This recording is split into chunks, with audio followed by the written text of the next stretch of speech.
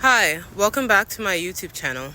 In today's video, we will discuss how to handle anger and other emotions. Throughout history, there have been many religious and philosophical texts that discuss the topic of anger. However, most of them vilify the emotion as one that should be avoided. This is due to the volatile nature of the emotion and the tendency for it to cause harm to others and cause people to break the golden rule that one should refrain from harming other living beings while spreading love and kindness. However, it is not the emotion of anger itself that causes harm to others, but the misdirection of it. No emotion should ever be avoided, as avoiding your emotions goes against nature and will inevitably cause future problems. When you avoid feeling emotions, it creates unnatural energy blockages. Being that energy cannot be destroyed and only transferred, emotional energy that failed to flow properly due to avoidance manifests as other things, whether it be habits that are damaging to you, such as binge eating, binge drinking, and smoking, or habits that are damaging to other people, such as aggression or passive aggression. What most philosophical and religious texts caution against is not the emotion of anger itself, but its misdirection. When a person feels angry at someone or something, the usual response to this emotion is to release the volatile and passionate negative energy of the emotion onto the person or thing that produced it, the object of your anger. This acts as a way to transfer some of that energy and produce a feeling of relief. If the negative energy is not transferred to the object of a person's anger, it will usually be stored for transfer to another person or thing completely unrelated to the situation, and this is how the cycle of abuse or secondary evil happens.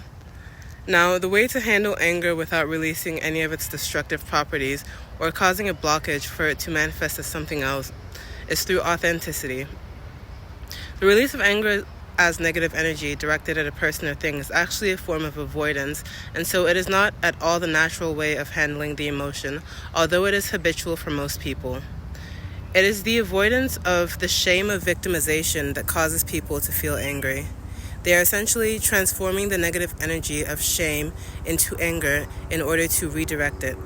This avoidance occurs because of the false association many people have with victimization and inferiority, and so it is really just another way to avoid inferiority and not at all the proper way to handle the emotion. It is a form of self-preservation. Anger should be handled like any other emotion, with complete authenticity and self-awareness. For example, when a person cries as a result of sadness, they are usually able to pinpoint the direct cause of the sadness and authentically express it to themselves or another person. For example, they may say, "My boyfriend broke up with me and I feel so alone as a result," and then start crying. This is full authenticity because they are being honest about what happened and how it made them feel. After pinpointing the cause and effect without avoidance and allowing the emotion to flow out naturally in the form of weeping, the person usually feels better and is ready to move on. No damage is done because the emotions were acknowledged and allowed to flow. It should be the same with anger.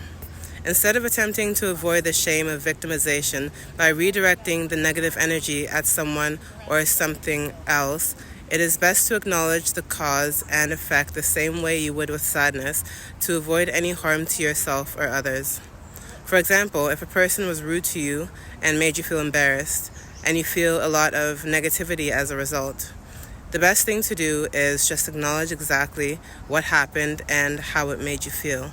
This can be done by confronting the person directly, talking about the situation with someone else, or even writing about it in a journal. For example, "I felt what you said was rude and it made me feel small.